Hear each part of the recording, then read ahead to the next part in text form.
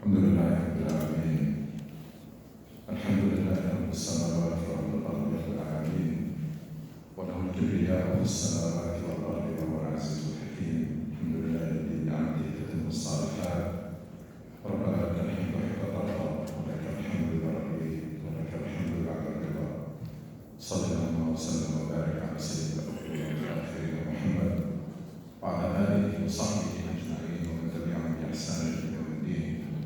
أشهد أن لا إله إلا الله وحده لا شريك له الملك الحق المبين، وأشهد أن محمدا عبده ورسوله وصفيه من خلقه وخليله وأمينه على وحيه.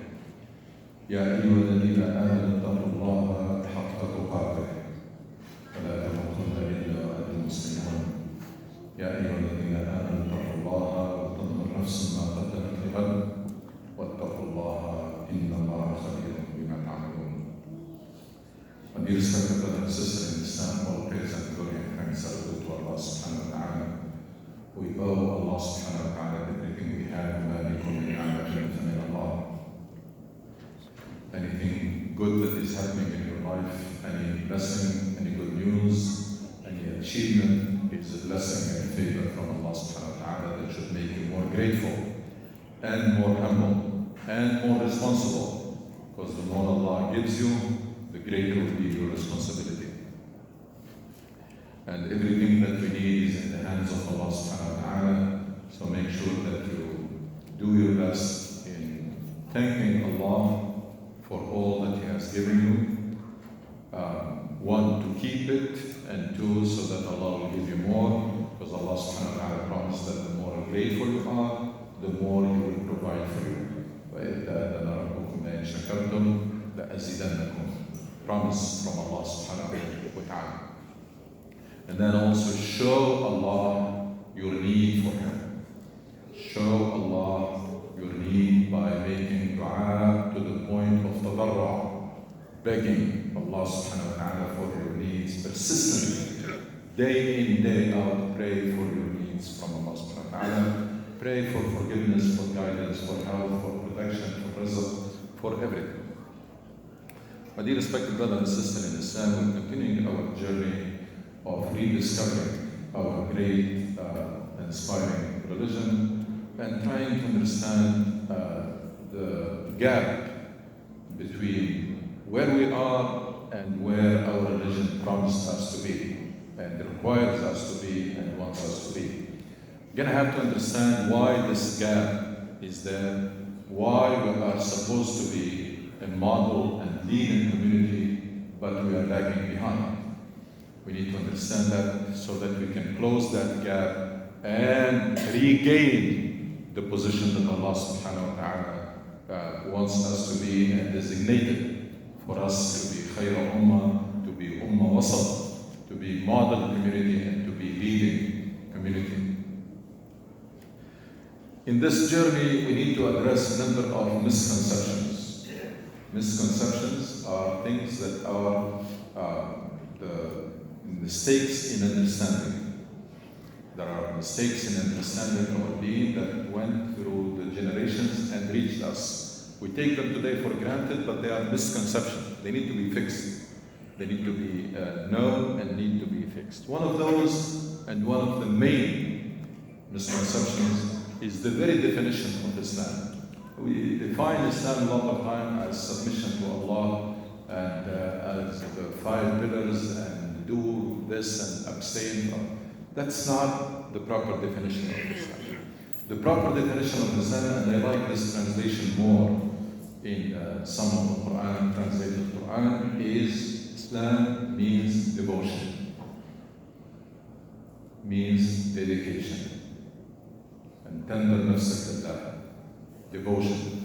So when Allah subhanahu wa ta'ala says, اتقوا الله حق تقاته ولا تموتن إلا وأنتم مسلمون, be mindful of Allah as is His due and do not die, I don't like the translation said do not die except as Muslims, but do not die except in a state of devotion, that you are trying your best to be completely devoted to Allah and trying so that when the moment of death comes, you close that gap between where you are and between that 100% devotion. قل إن صلاتي ونسكي ومحياي ومماتي لله رب العالمين. That you are someone who is Rabbani, someone who is godly, someone whose life and thinking and everything in your life is dedicated to Allah. That doesn't come overnight. That's a lifelong struggle. That's a lifelong struggle to reach that state of devotion, devoted to Allah subhanahu wa ta'ala. As Yusuf alayhi salam, Quran on behalf of Yusuf say, "Tawaffani Musliman." I mean, does Yusuf mean that to Allah that to make him die just as Muslim? No, Tawaffani Musliman means help me reach that state of complete devotion before I die. Tawaffani Musliman wa alhiqni bis-salihin. This devotion to Allah subhanahu wa ta'ala should come out of love and gratitude. The fear itself will never make you completely devoted to Allah. We know the fear will make you do the minimum. When people fear reaction from their boss, they will do the minimum to avoid it. It's not. You do the minimum, that always applies to fear. Fear prompts you to do the minimum. What prompts you to do the maximum and to reach that state of devotion is love of Allah subhanahu wa ta'ala and gratitude. Devotion to Allah subhanahu wa ta'ala that is expressed in worship, which you should try to always increase it in quantity and perfect it in quality. Your worship of Allah subhanahu wa ta'ala, starting with your prayer, should always do your best to do the maximum, to do more, but also to improve the quality of your prayer and your worship of Allah subhanahu wa ta'ala and your relationship with the Quran itself. So this devotion that comes out of love is expressed in worship, and it is expressed in service to the cause of Allah subhanahu wa ta'ala by putting effort and money and time fi sabilillah. That's what the Quran called جاهدوا بأموالهم وأنفسهم في سبيل الله, means they spare no effort. They do everything fi sabilillah. Fi sabilillah meaning to fulfill the purpose of Allah subhanahu wa ta'ala. To fulfill, to make this world more just, to make this world more peaceful, more secure, more prosperous, etc. That's your mission. That's the mission that Allah subhanahu wa ta'ala chose you and gave you the honor to fulfill it. By serving, again, this devotion out of love, expressed in worship and service to the cause of Allah, doing His work and executing His plan, knowing what Allah subhanahu wa ta'ala wants to happen, how Allah wants this world to be, how Allah wants you to be, and then do your best to meet those expectations. The whole idea of our deen is a strong connection between two major concepts that we really have to be aware of them. One is called fulfilling the purpose of Allah, infad muradillah, and the other is ittigha'a ridwanillah, doing your best so that Allah will be pleased with you. I don't want to use the word the pleasure of Allah because I don't think it's appropriate. So we're going to stick to the word Ridwan. Ridwan means Allah is pleased with you. Ridwan Allah. Ibtigha'a Ridwan Allah means you are pursuing and seeking that Allah will be pleased with you. So that we avoid the translation that they don't see it appropriate. This connection, that if you want Allah subhanahu wa ta'ala to be pleased with you, if you want, you are serious, and you should be serious about seeking Ridwan Allah, that Allah will be pleased with you, and never take it for granted. It's never in your pocket. It's something that you work for until you see the result.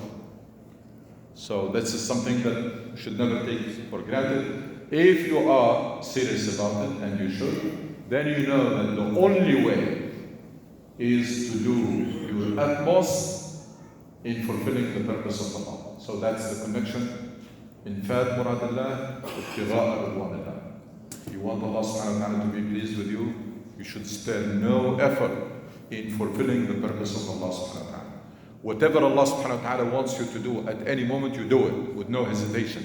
Tune your ear to the calling of Allah and answer the call all the time. Whatever Allah subhanahu wa ta'ala wants you to be, you do it. You will be there.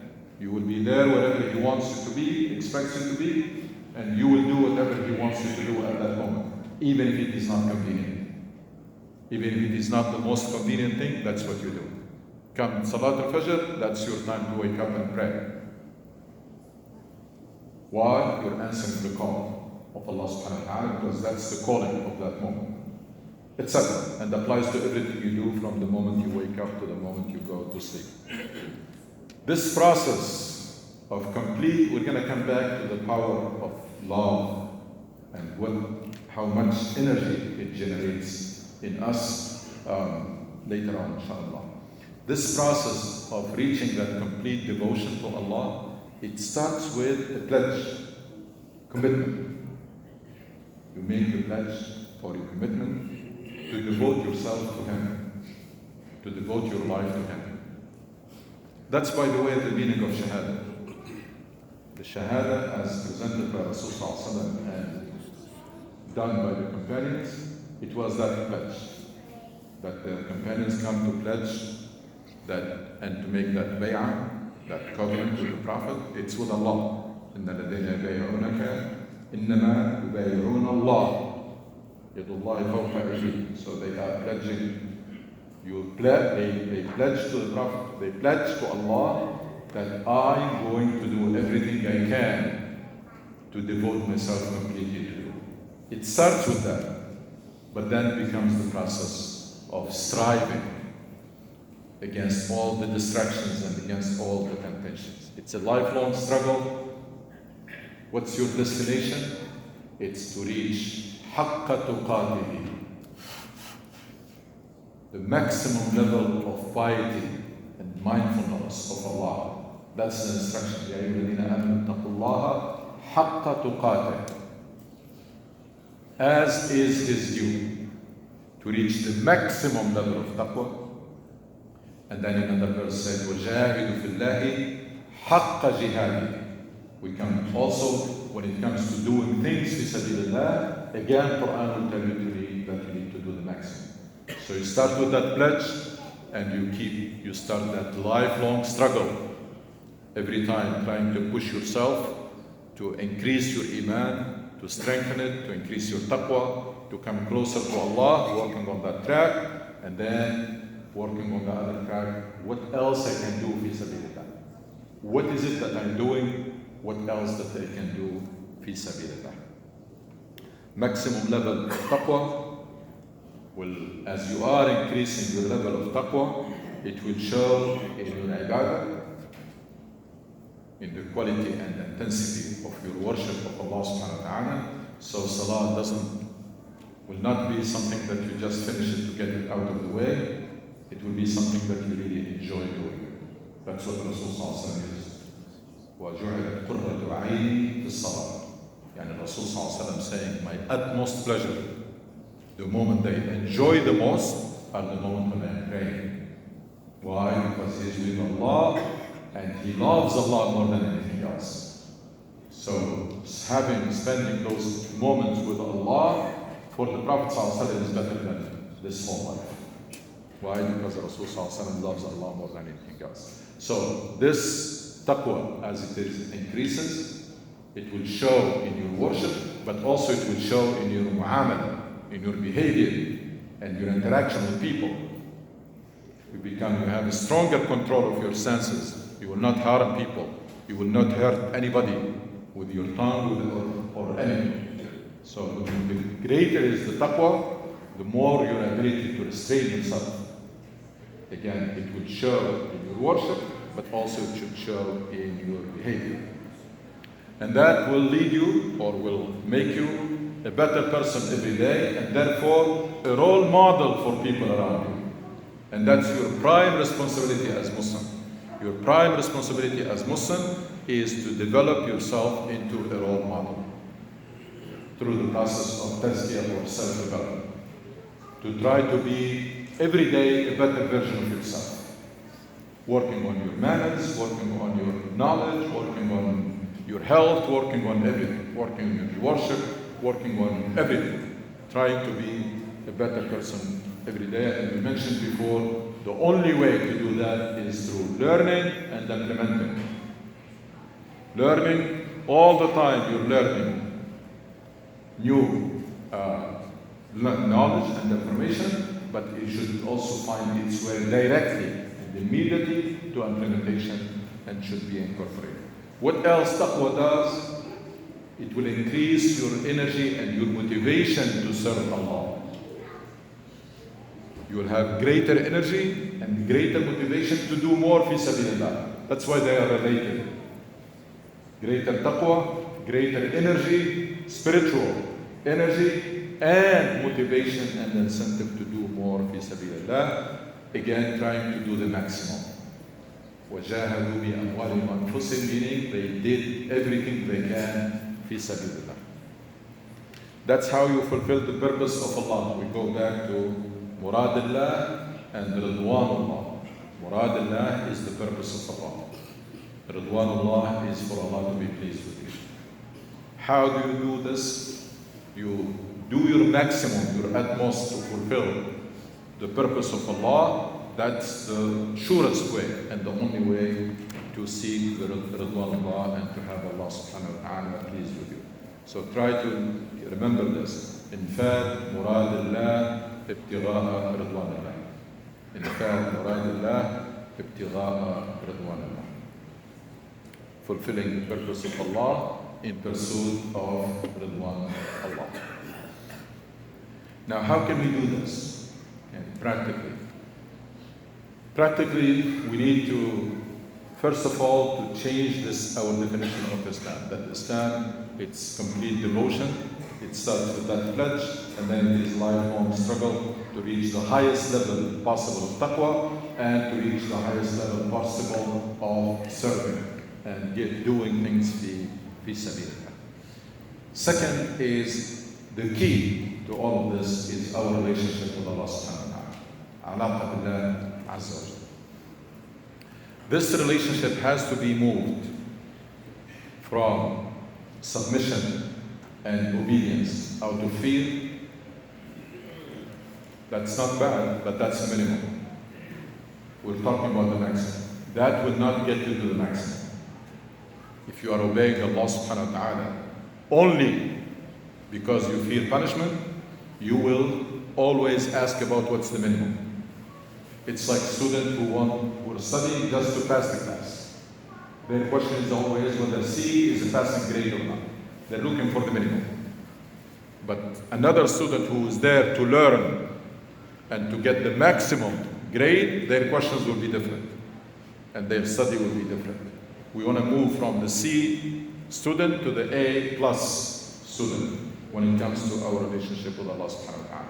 We want to move from that submission and obedience only out of fear of punishment into devotion out of love and gratitude. That you will be devoted to Allah. Allah is present in your mind all the time because you love Him so much and you are so grateful to Him. That love and gratitude is the way or the path toward this maximum of taqwa and maximum of jihad or doing things fi sabilillah. Again, we keep always reminding and we need to fix this. That jihad has nothing to do with fighting. Fighting has a different translation. It's fighting is qital. But jihad is striving. Striving meaning you do your utmost. So you can strive in your study, you can strive in everything you do, or you can do the minimum. The difference between a minimum or lousy job and the maximum, that's what you call it jihad, pushing your limits, doing your utmost. The key to this transition from I worship Allah and obey Him just because I don't want to be punished. It's like working, it's like an employee who's doing their job because they don't want any reaction from their boss. They're just going to do the minimum. Moving to the other type of relationship that is based on love and gratitude. The key to this is to get to know Allah subhanahu wa ta'ala. Dear respected brothers and sisters in Islam, there is a reality, a sad reality that we need to accept. Our knowledge of Allah is very limited, very superficial. And for a reason, we are not putting the effort. I mean, how did you master your field? You studied for a number of years. Nobody was born an engineer or nobody was born a physician. They studied. When it comes to the relationship with Allah subhanahu wa ta'ala, if you're not going to put the effort to get to know Allah, your knowledge of Allah will remain limited and superficial. And if your knowledge of Allah is limited and superficial, that will stop the whole process. And vice versa. The more you know Allah subhanahu wa ta'ala, that will trigger the whole chain. Why? Because the Rasul sallallahu alayhi wa sallam promised, the more you know Allah, the more you love Him. And we said this path to complete devotion goes through the love of Allah. So now it's taking a step back, it starts with the knowledge of Allah, ma'rifatullah, which will produce love of Allah, which will put you on that path to complete devotion to Allah subhanahu wa ta'ala. So one, put the effort to start to learn about Allah.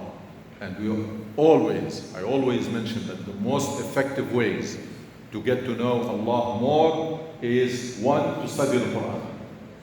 Because Allah in the Quran, most of the Quran is about Allah. Most of the Quran is about Allah. Allah is telling us about Himself, about what He likes, what He does not like, what will make Him pleased, what will not make Him pleased, His names, attributes, all of this is in the Quran. So studying the Quran is the best way to get to know Allah subhanahu wa ta'ala. And also, if you take it as an assignment to memorize and understand and master the names of Allah and the attributes. They are in the Quran, so if you study the Quran, you're going to find them. But also, if you can do that in parallel, that will be great. Another thing that can help in this process, in this journey, is find a way to remind yourself and maybe remind each other in the family and in your network. Remind yourself all the time that everything good that is happening in your life, it's from Allah. ما أصابك من حسنة فمن الله.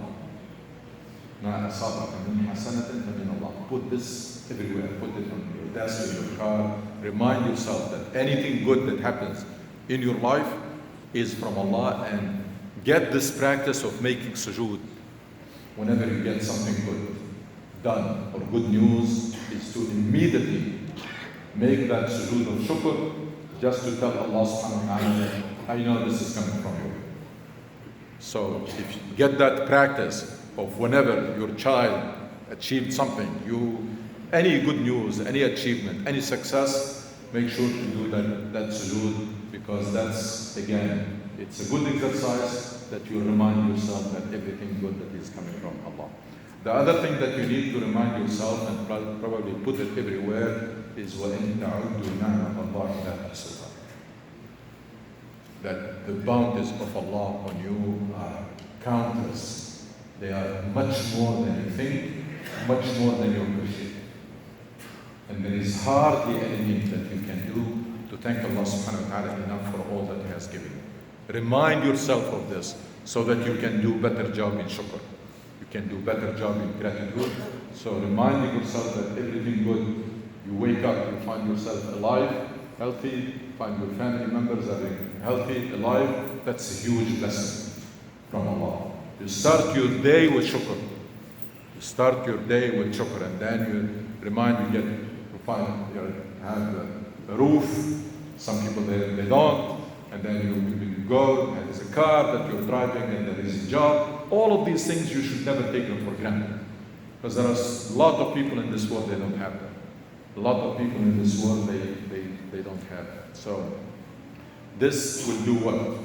This will make you more grateful to Allah subhanahu wa ta'ala.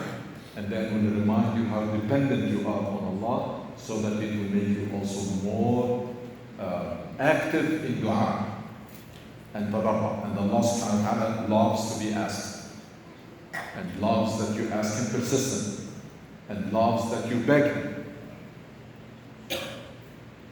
Allah subhanahu wa ta'ala loves that you intensify your dua and your tadarrua. This is the key.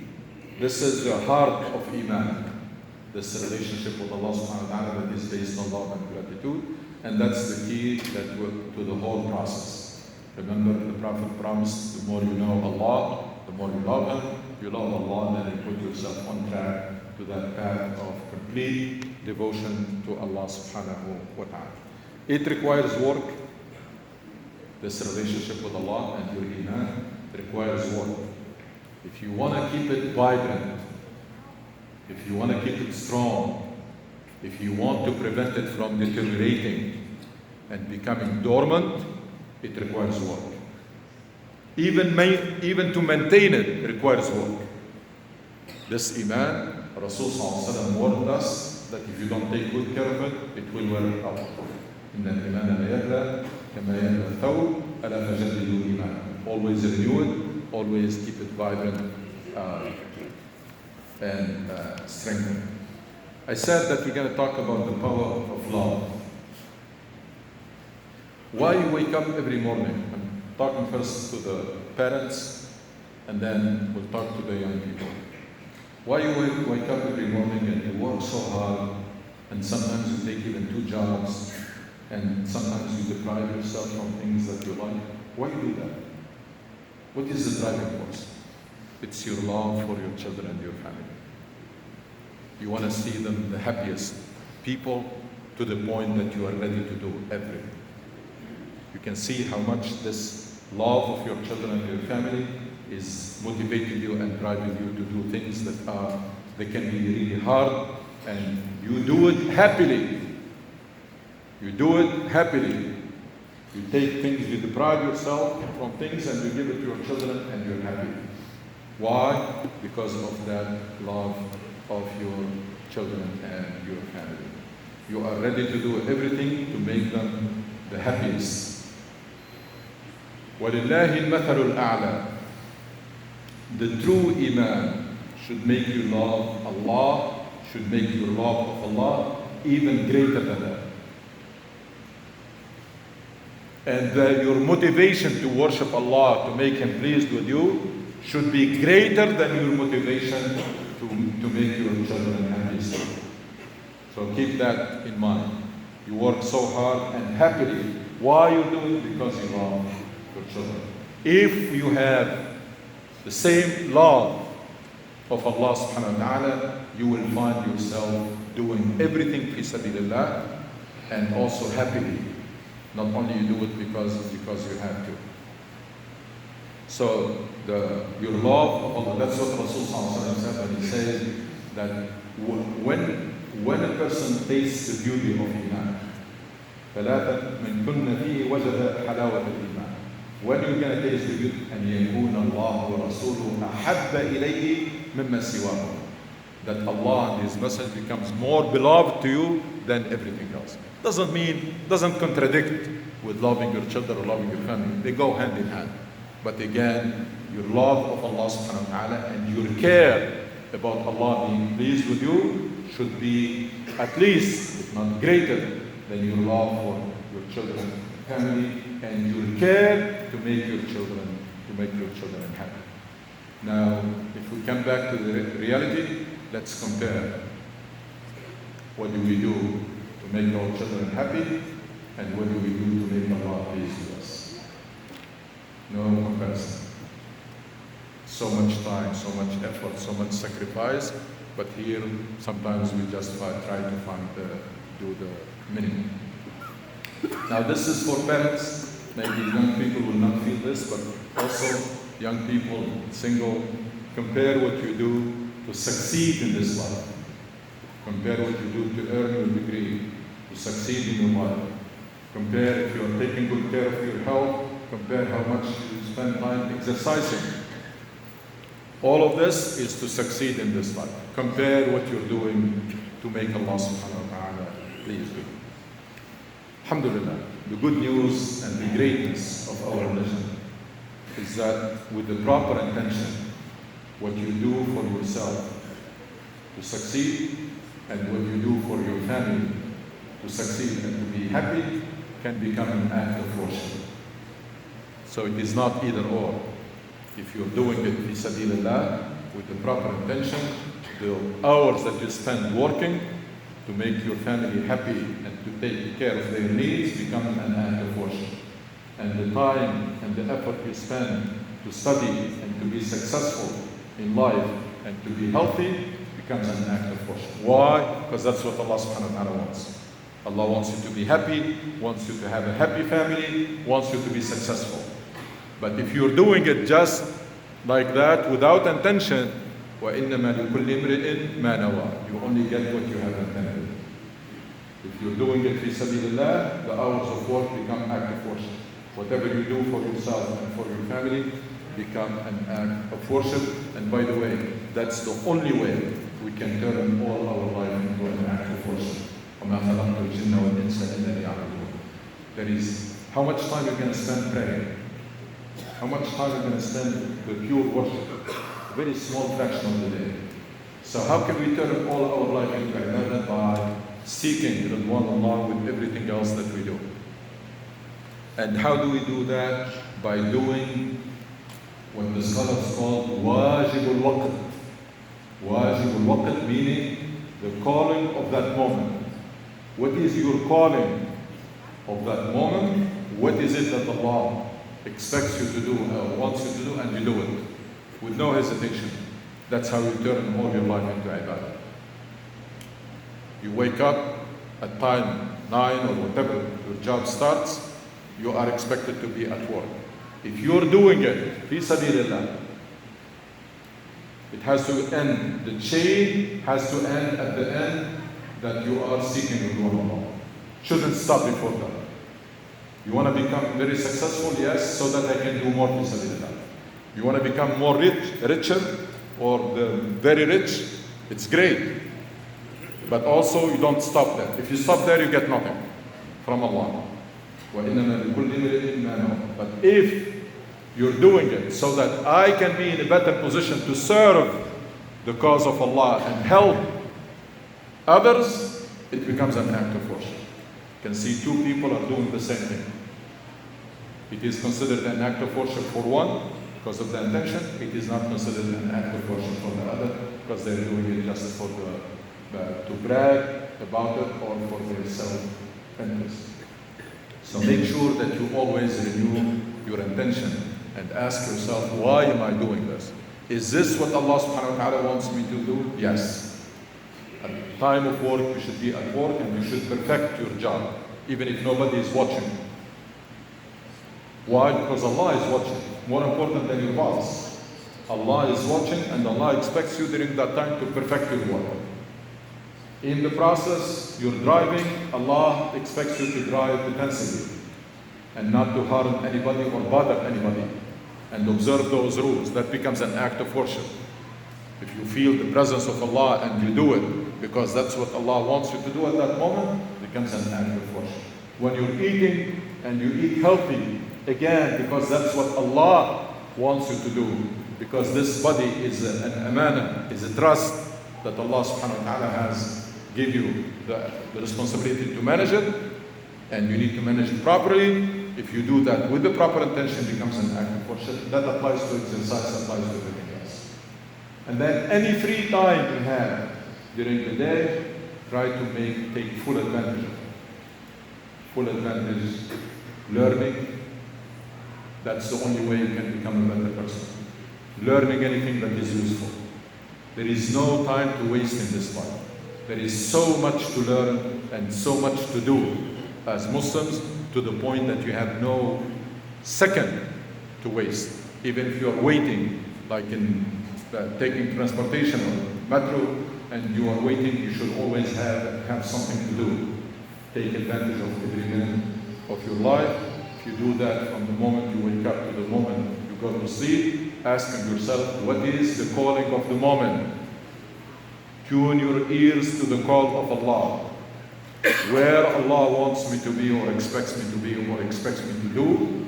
What stand Allah expects me to take in this situation, and they will do it.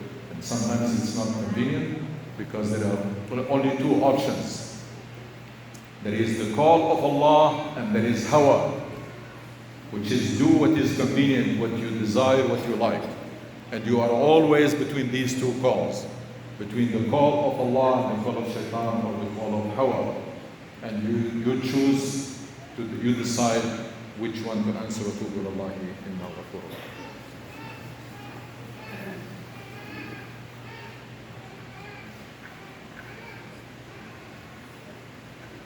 إن الحمد لله نحمده ونستعينه ونستغفره ونستهديه ونتوب إليه نعوذ بالله من شرور أنفسنا ومن سيئات أعمالنا من يهده الله فهو المهتد ومن يضلل فلا تجد له وليا مرشدا.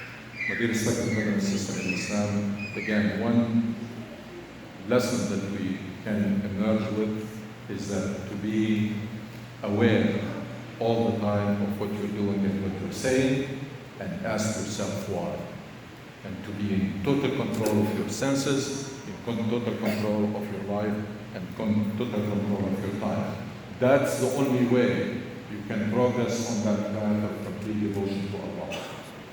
It's by the highest level of restraining yourself, and then the maximum of learning and the maximum of awareness. Always aware, always ask yourself, why am I doing this? Is this going to help me on that path, or is it a distraction? If it is a distraction, then you abandon it. If it's going to push you forward in the path of complete devotion to Allah, then you go for it. ربنا اتنا في الدنيا حسنة وفي الآخرة حسنة وقنا عذاب النار اللهم اشف مرضانا وارحم موتانا وعافنا وارض عنا واختم بالصالحات أعمالنا واجعل خير أعمالنا خواتمها وخير أيامنا يوم لقاك ربنا ارحم والدينا كما ربونا صغارا وارحم موتانا جميعا والمسلمين لا إله إلا أنت سبحانك إنا كنا من الظالمين صلى الله على سيدنا محمد وعلى آله وصحبه.